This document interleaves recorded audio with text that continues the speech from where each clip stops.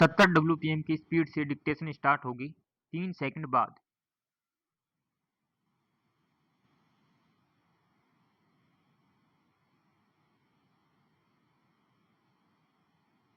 Start. Bengaluru के cafe में हुए बम विस्फोट से एक बार फिर सुरक्षा इंतजामों में अधिक कड़ाई की जरूरत रेखांकित हुई है। हालांकि घटना के बाद प्रशासन तुरंत सक्रिय हो गया और उसने दोषी को पकड़ने के लिए जाल बिछा दिया। गनीमत थी कि विस्फोटक हल्की तीव्रता का था और उसमें ज्यादा बड़ा नुकसान नहीं हुआ। उसमें 10 लोग घायल हो गए।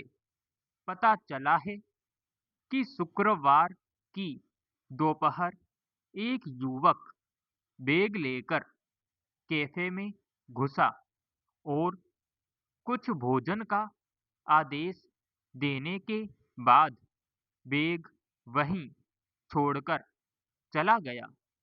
उसके कुछ देर बाद ही धमाका हो गया।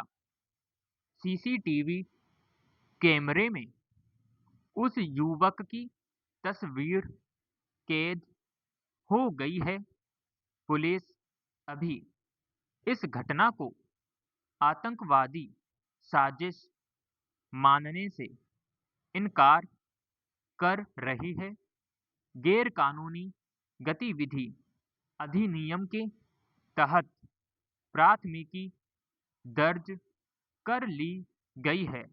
हालांकि पुलिस इस विस्फोट का अध्ययन करीब 14 महीने पहले बंगलुरु में इसी तरह एक प्रेशर कुकर में हुए विस्फोट से जोड़कर करने का प्रयास कर रही है, मगर यह सवाल अभी तक अनुत्तरित है कि अगर इस विस्फोट के पीछे किसी आतंकवादी संगठन का हाथ नहीं है, तो आखिर वहां किस तरह के अपराधी संगठन सक्रिय हैं जो बंगलुरु में दहशत पैदा करने की कोशिश कर रहे हैं।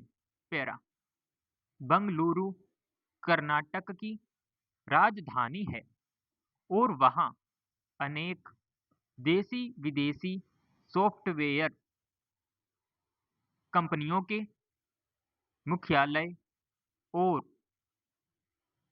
शैक्षणिक संस्थान भी है। किसी व्यावसायिक शहर में इस तरह विस्फोट की घटनाओं से वहां के कारोबारियों के मनोबल पर बुरा असर पड़ता है।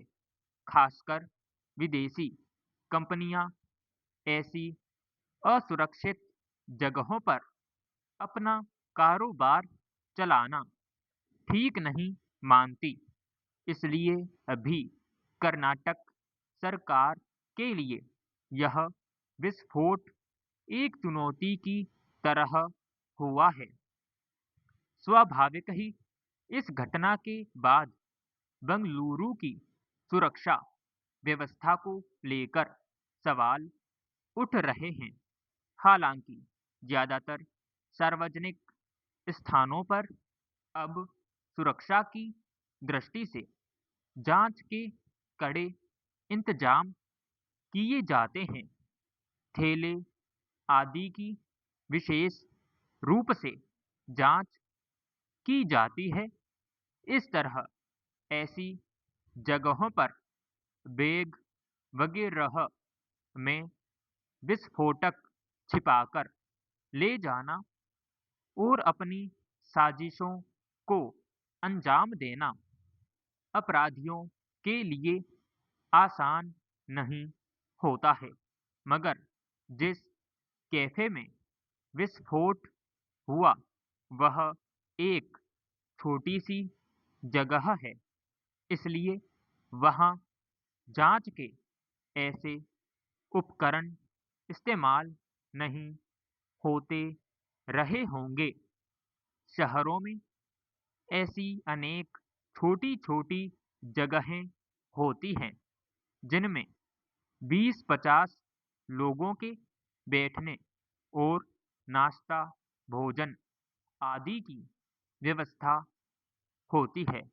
ऐसी जगहों पर प्रायः मशीनों से लोगों और चीज़ों की जांच के इंतजाम नहीं किए जाते। उसी का फायदा बंगलुरु विस्फोट के अपराधी ने उठाया। समाप्त।